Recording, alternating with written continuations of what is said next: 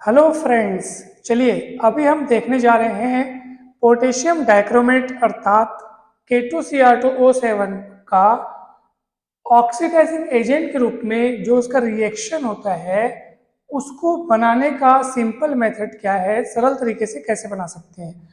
आपको पता होगा कि डी ब्लॉक एलिमेंट्स वाले चैप्टर में क्लास 12th के सिलेबस में D block elements, D and F block elements, ठीक है, उस वाले चैप्टर में पोटेशियम परमैंगनेट अर्थात KMnO4 और पोटेशियम डाइक्रोमेट अर्थात K2Cr2O7 ये दो महत्वपूर्ण, दो प्रबल ऑक्सीकारक है, यानी कि स्ट्रॉन्ग ऑक्सीडाइजिंग एजेंट है, ठीक है।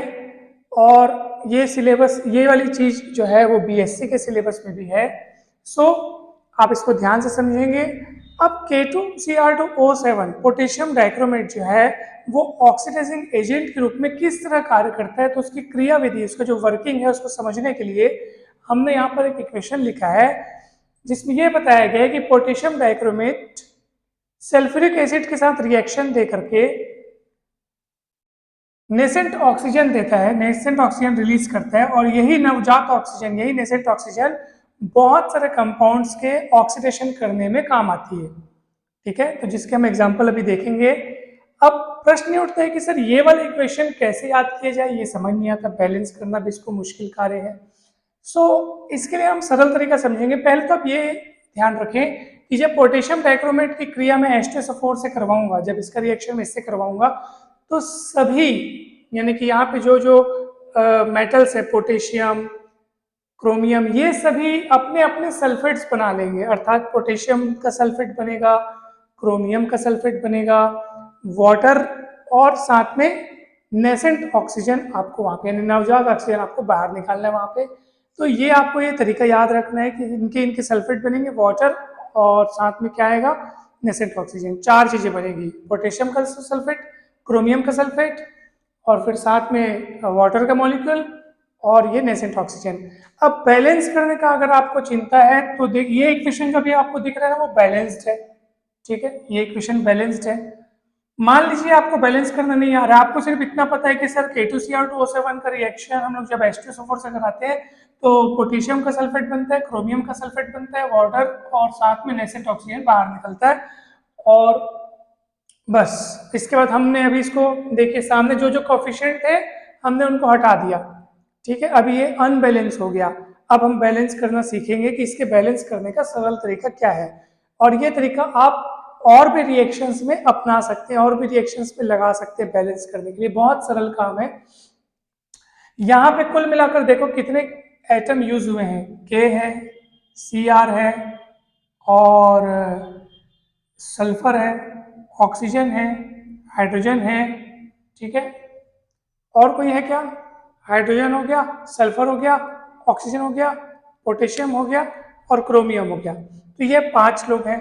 अब हम क्या करेंगे, दोनों ओर सबसे पहले तो आप एक काम करो, सामने नए कोफिशिएंट अपने मन से लिख दो, A B C D E F, अपने मन से लिख दिए हम लोग, ठीक है।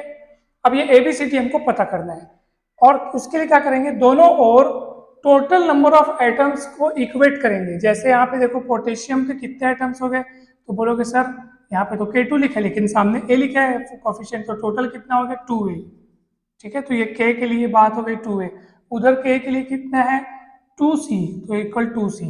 अब क्रोमियम के लिखेंगे तो क्रोमियम के लिए लिखेंगे 2A, ठीक है, ये क्रोमियम के लिए 2A। उधर क्रोमियम के लिए कितना है देखो, यहाँ पे देखो आप 2D, तो यहाँ पे लिखेंगे 2D, ठीक है। उसके बाद ऑक्सीजन के लिए देखेंगे, ऑक्सीजन के लिए देखो 7 × A, अच्छा ऑक्सीजन नहीं, सल्फर पहले लिख चुका हूँ, यहाँ पे सल्फर है, तो चलो सल्फर का पहले देख लेते हैं, तो B × S, तो ये B हो गया। उधर सल्फर का देखो कहाँ कहाँ हिसाब किताब है सल्फर का, तो सल्फर का हिसाब किताब उधर कहाँ कहाँ है, ये है आपके पास यहाँ पे एक सल्फर, देखो नीचे कुछ नहीं मतलब 1 यानी कि C। उसके बाद सल्फर यहाँ पे 3 ठोक है, SO4 थ्राइस है ना, तो सल्फर 3 है, लेकिन D सामने है तो 3 × D, तो क्या हो जाएगा पता है आपको, C+3D, इधर C हो गया है ना, नीचे कुछ नहीं है, तो एक सल्फर बस, एक 1 × C यानी C, और सल्फर यहाँ 3 है तो और सामने से गुणा करना पड़ता है तो 3D, तो दोनों को उधर वाले जितने हैं सबको जोड़ेंगे और इधर वाला सल्फर का B तो ये लिखेंगे coefficient B is equal to C+3। ये भी हम लोग समझ रहे हैं इसलिए समय लग रहा है, जब आप एक बार समझ जाएंगे तो आप ये काम बहुत फास्ट कर सकते हैं। अब ऑक्सीजन के लिए देखते हैं, तो ये हो गया 7A, ये हो गया 4B, इधर में आएगा प्लस में आएगा, उधर देखो ऑक्सीजन कहाँ है 4C प्लस ऑक्सीजन यहाँ पे 4 3 12 क्योंकि है ना SO4 थ्राइस है तो 4 3 12 और सामने D लिखा है 12D, फिर E इंटू 1 यानी E और प्लस F, ठीक है ये हो गया। और उसके बाद देखो H यहाँ पे 2B और उधर H कहाँ है, वाटर में है H कितना है 2E। तो देखो आप फटाफट हम इसको सॉल्व कर लेते हैं एकदम फटाफट। सबसे पहले तो आप देखो यहाँ पे कि 2 कटेगा A इक्वल C आ रहा है, यहाँ पे 2 कटेगा A इक्वल D आ रहा है, A इक्वल C हो गया, A इक्वल D हो गया, और यानी कि C और D भी आपस में बराबर हो गए क्योंकि C A के बराबर है, C और D भी A के बराबर है, तो C और D भी आपस में बराबर हो गए, ठीक है। अब आप यहाँ पे देखेंगे कि C और D आपस में बराबर हो गए। अब ना आप एक काम करो, इनमें से जितने भी वेरिएबल आपको दिख रहे हैं किसी एक की वैल्यू अपने मन से कुछ भी चुन लो। जैसे मान लो कोई भी एक तो मान लो A की वैल्यू में 1 चुन लिया, A की वैल्यू कितना चुन लिया 1, किसी भी एक को आप अपने मन से कोई वैल्यू दे दो। A की वैल्यू क्या ले लिया अपन 1, तो अब सब का मान एकदम जल्दी निकल जाएगा। A की वैल्यू 1 लियो मतलब C की वैल्यू 1 आ गई, ठीक है, और A की वैल्यू 1 लियो मतलब D की वैल्यू भी 1 आ गई। C की वैल्यू 1 है, D की वैल्यू 1 है, तो 3 1 कम 3 और 1 4, तो B की वैल्यू आ गई 4। सबकी वैल्यू निकलते जा रही है देखो। उसके बाद आप देखो यहाँ से 2 कटेगा तो B इक्वल E आएगा, और B इक्वल 4 है तो 4 तो E भी आ जाएगा 4, ठीक है। अब सब निकल गया है, सब तो निकल गया, A B C D E F चाहिए बस F। तो यहाँ पे सब का वैल्यू रखो 7A, तो ये A का वैल्यू 7 हो गया है ना, B का वैल्यू कितने 4, 7 4 11, इधर हो गया 11 बराबर C का वैल्यू कितने 1 तो 4, D का वैल्यू 1 12 4 16, 16 4 20, ये हो गया 20, ये F, ठीक है। सॉरी गड़बड़ हो गया। 7A का वैल्यू 1 तो 7 और B का वैल्यू 4, तो 4 चंग 16, 16 7 23 और उधर 20, तो 20 पक्षांतर होगा तो कितना बचेगा F का वैल्यू 3। और अब आपके पास ABCDEF सबकी वैल्यू निकल गई। यहाँ पे आप रख दो A की वैल्यू कितनी है 1, तो 1 को नहीं भी लिखेंगे तब भी चलेगा। B की वैल्यू कितनी है, B की वैल्यू 4 है, ठीक है। उधर C की वैल्यू कितनी है, C की वैल्यू 1 है, ठीक है ना। फिर D की वैल्यू कितनी है, D की वैल्यू भी 1 है। फिर E की वैल्यू कितनी है, E की वैल्यू 4 है और F की वैल्यू 3 है। तो देखो दोस्तों इस तरीके से हमने इसे जल्दी सॉल्व कर, भले हमको भी समय लगा है, लेकिन जब आप ये काम सीख जाएंगे, प्रैक्टिस इसकी हो जाएगी ना, तो बहुत ही कम समय में आप इसको सॉल्व कर सकते हैं। अभी तो हमने सारे एलिमेंट्स के लिए देखा, जब आप हो सकता है कोई दूसरी रिएक्शन बनाए और उसमें आपको पता चले कि हाँ कुछ एक आइटम्स का तो कंफर्म है इतना ही आएगा, इतना ही कोफिशिएंट आएगा, तो आपको बाकी बचे हुए आइटम्स जिनके लिए आप कंफ्यूज हो रहे हैं, जिनको समझ में नहीं आ रहा है जिनके लिए, तो उनके लिए आप कोफिशिएंट की तुलना करके आप इक्वल करके लिख लो और उसके बाद आप सॉल्व कर लो। हाँ मगर इतना ध्यान रहे कि सॉल्व करने के बाद आप जरूर एक बार चेक कर लेंगे कि आपका सॉल्व किया हुआ वो सही है कि नहीं है, ठीक है। सही है कि नहीं ये कब पता चलेगा, जब जो भी वैल्यू है ना वो सारे इक्वेशंस को सेटिस्फाई करेगी। इसलिए अब बेहतर है कि आप ना सारे इक्वेशंस फटाफट लिख लें सबके लिए, यानी कि सारे आइटम्स के लिए लिख लो, ये ज्यादा सही है, ये ज्यादा सही है। सारे टर्म्स के लिए आप एक बार लिख लो फटाफट, किसी भी एक को अपने मन से कोई वैल्यू दे दो और जल्दी से सभी की वैल्यू निकाल के आप इक्वेशन बैलेंस करना सीख सकते हो। ये बहुत सरल कार्य है, ठीक है। तो ये हो गया। अब देखिए, अब हम आपको बताने जा रहे हैं कि इस रिएक्शन के बाद ये जो नवजात ऑक्सीजन, ये जो नेसेंट ऑक्सीजन यहाँ पे निकला हुआ है, ये किस काम आता है, तो ये बहुत सारे कंपाउंड के ऑक्सीडेशन करने में मदद करता है। जैसे मान लीजिए कार्बन मोनोऑक्साइड का, ठीक है, कार्बन मोनोऑक्साइड का CO2 में ऑक्सीडेशन होना है उसी नेसेंट ऑक्सीजन की मदद से, तो क्या होगा बताइए। तो आप देखो हमेशा ये वाला रिएक्शन, ये वाला इक्वेशन तो लिखना कंपलसरी है। कोई भी ऑक्सीडाइजिंग, आप कोई भी ऑक्सीडेशन रिएक्शन जब आप लिखेंगे ना, तो ये वाला आप लिखना, क्योंकि भैया इसी यहीं से तो ऑक्सीजन मिल रहा है ना, जो जो कि कोई अगला वाला उसी ऑक्सीजन को लेने वाला है, ठीक है, उसी नेसेंट ऑक्सीजन को ले करके वो उसका ऑक्सीडेशन हो जाएगा। जैसे कार्बन मोनोऑक्साइड का ऑक्सीडेशन हुआ तो CO2 मिल गया हमको। अब दोनों इक्वेशन को हम लोग को जोड़ना है। जोड़ने के लिए इतना ध्यान रखना कि दोनों ओर से नेसेंट ऑक्सीजन यानी नवजात ऑक्सीजन जो है कट जाए।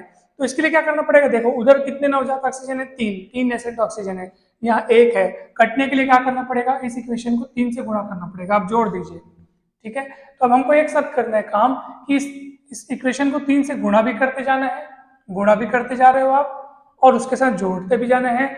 और हमको ये भी पता है कि 3 नेसेंट ऑक्सीजन उस 3 नेसेंट ऑक्सीजन से कट जाएगा। तो क्या होगा बताओ, यहाँ ये होगा K2Cr2O7 plus 4H2SO4 plus 3 CO हो जाएगा, ठीक है। 3 ऑक्सीजन उस 3 ऑक्सीजन से कट जाएंगे। अब उस पक्ष पे देखते हैं क्या क्या है, K2SO4 Cr2SO4 thrice plus 3 CO2, ये देखो इसको भी साथ में लिखना है ना, 3 CO2 प्लस उधर कौन कौन बच गया, 4H2O, और 3 ऑक्सीजन तो कट चुका है दोनों ओर से। तो देखो ये आपका बैलेंस्ड इक्वेशन बन गया। कहीं भी कोई दिक्कत नहीं होनी चाहिए, कहीं कोई दिक्कत हो रही है तो आप बता दीजिए।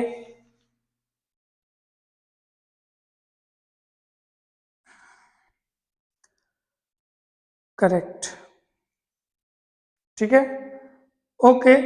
सो इस तरीके से आप बहुत सारे और केमिकल रिएक्शंस इसके बना सकते हैं जिनमें ऑक्सीडेशन हुआ हो। जैसे अभी हम देखने जा रहे हैं सल्फर डाइऑक्साइड का सल्फर ट्राइऑक्साइड में ऑक्सीडेशन। सो कुछ भी नहीं करना है, यहाँ पे आप SO2 लिखिए, इधर ऑक्सीजन, इधर SO3 हो जाएगा। फिर उस नेसेंट ऑक्सीजन को दोनों ओर से काटने के लिए इक्वेशन को 3 से गुणा कर देना और उसके बाद जोड़ देना, तो ये बन जाएगा, ठीक है। SO2 को ऑक्सीडेशन कराना हो तो। अच्छा SO2 देखिए एक बार मैं लिख देता हूँ, चलिए SO2 को ऑक्सीडेशन कराना है, SO3 बनेगा, 3 से गुणा करके फिर जोड़ दीजिएगा, यहाँ पे आपको कुछ दूसरा ही मिलेगा। तो ये तो हो गया SO2 का SO3 में ऑक्सीडेशन। अब अगर ये कहा जाए कि SO2 का एक्वा मीडियम में, एक्वस मीडियम में यानी कि जलीय माध्यम में ऑक्सीडेशन करना हो तब क्या करना पड़ेगा, ठीक है। तो चलिए, या एक्वस SO2 का ऑक्सीडेशन करना हो यानी कि जलीय माध्यम में अगर ऑक्सीडेशन करना हो तो उसमें आपको एक काम और करना पड़ेगा सर। SO2 को ऑक्सीडेशन करा के SO3 तो बनाना ही बनाना है, ये तो है ही, लेकिन साथ में ना अब ये SO3 वाटर से रिएक्ट करेगा। किससे रिएक्ट, क्योंकि जलीय माध्यम है, ये SO2 जल युक्त है, एक्वस SO2 है, एक्वस SO2 पानी वाला माध्यम है, ठीक है। तो ये H2O से रिएक्शन करेगा और ये बनाएगा H2SO4, ठीक है। अब आप फिर इसको समेटते हुए और इसको भी समेटते हुए अब तीनों इक्वेशन को जोड़िए। अब इतना ध्यान रहे कि देखो फाइनल प्रोडक्ट हमारा H2SO4 बन रहा है, तो कुल मिलाकर के दोनों ओर से SO3 भी कटना चाहिए, है ना। देखो SO2 का हमारे पास शुरुआत कहाँ से हुई थी कि सर SO2 का हम लोग को एक जलीय माध्यम में यानी एक्वस मीडियम में हमको क्या करना है, उसका ऑक्सीडेशन करना है जलीय माध्यम में। तो इसका मतलब पहले ऑक्सीडेशन हुआ, SO3 बना, फिर वाटर से रिएक्शन किया, H2SO4 बना।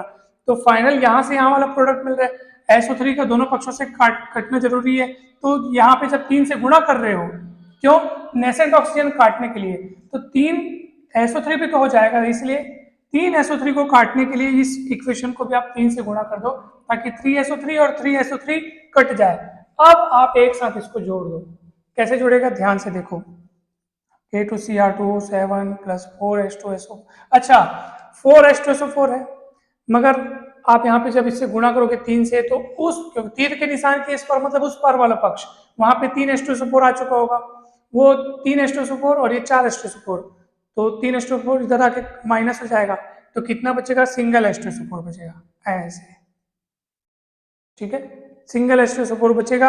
अब उसके बाद क्या होगा, साथ ही साथ आप देखेंगे और 3SO2 3SO2 3SO2, ठीक है, तीन ऑक्सीजन कट चुका है, 3SO3 कट चुका है, 3 H2O, इधर देखो इस पक्ष में 3 H2O है, उस पक्ष में 4 H2O है, तो ये 3 H2O उस पार चले जाके उस पार से कट जाएगा, तो उधर सिंगल H2O बचेगा। अब उधर क्या बच गया, K2SO4 plus Cr2SO4 thrice plus single H2O बचेगा, और नवजात ऑक्सीजन तो वैसे भी कट चुका है। तो ये आपका बैलेंस इक्वेशन बन गया। तो बहुत सरल काम था ये आपको एकदम अच्छे से समझ में आ गया होगा। कहीं भी डाउट होगा तो पूछ सकते हैं। नेक्स्ट वीडियो में हम लोग पोटेशियम परमैंगनेट का ऑक्सीडेशन रिएक्शन देखेंगे कि वो किस तरीके से ऑक्सीडाइजिंग एजेंट के रूप में कार्य करता है और कौन कौन से कंपाउंड का वो ऑक्सीडेशन करता है। फिलहाल तो हमने ये K2Cr2O7 का देखा, हमने कुछ ही एग्जाम्पल लिए, इसके बहुत सारे और एग्जाम्पल हैं, तो आप वो देखेंगे। कहीं भी डाउट होगा तो आप लोग जरूर पूछेंगे। और आज के वीडियो में इतना ही। वीडियो अच्छा लगा हो तो चैनल को जरूर सब्सक्राइब करना, वीडियो को लाइक करना, चैनल को सब्सक्राइब करना और वीडियो को शेयर करें। और आप सभी का बहुत बहुत धन्यवाद। और कहीं भी डाउट होगा तो आप पूछ सकते हैं। फिजिक्स, मैथ्स और केमिस्ट्री के सारे videos 10th, 11th, 12th PSC के वीडियोस को अच्छे से समझने के लिए चैनल को जरूर जरूर जरूर सब्सक्राइब करें। थैंक यू सो मच दोस्तों।